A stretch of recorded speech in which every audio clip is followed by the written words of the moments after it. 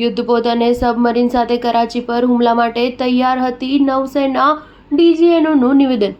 ભારતની ત્રણેય સેનાઓએ રવિવારે સંયુક્ત પ્રેસ કોન્ફરન્સ યોજીને 7 મેના રોજ પાકિસ્તાન અને પાકિસ્તાન અધિકૃત કાશ્મીરમાં 9 આતંકવાદી છાવણીઓ પર કરવામાં આવેલા હવાઈ હુમલા અને ત્યારબાદ ઊભી થયેલી પરિસ્થિતિમાં પાકિસ્તાન વિરુદ્ધ તેમની કાર્યવાહી વિશે માહિતી આપી હતી।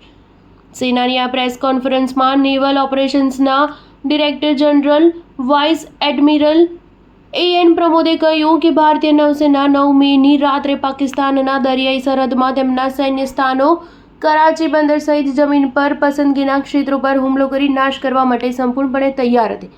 માત્ર ભારત સરકારના નિર્દેશોની રાહ જોઈ રહ્યું હતું। વાઇસ એડમિરલ એએન પ્રમોદે કહ્યું કે ભારતીય નૌસેના આ બધું કરવા માટે સંપૂર્ણપણે સક્ષમ છે। ઓપરેશન સિંદૂર પર ત્રણેય સેનાઓની સંયુક્ત પ્રેસ બ્રીફિંગ દરમિયાન વાઇસ એડમિરલ એએન પ્રમોદે જણાવ્યું હતું કે 22 એપ્રિલના રોજ પાકિસ્તાન પ્રાયોજિત આતંકવાદીઓ દ્વારા જમ્મુ અને કાશ્મીરના પહલગામમાં નિર્દોષ પ્રવાસીઓ પર થયેલા કાયરતાપૂર્ણ હુમલા બાદ ભારતીય નૌસેના તાત્કાલિક તેના જવાનો, યુદ્ધ જહાજો, સબમરીન અને ફાઇટર એરક્રાફ્ટને સંપૂર્ણ યુદ્ધ તૈયારી સાથે સમુદ્રમાં તૈનાત કરી દીધા હતા।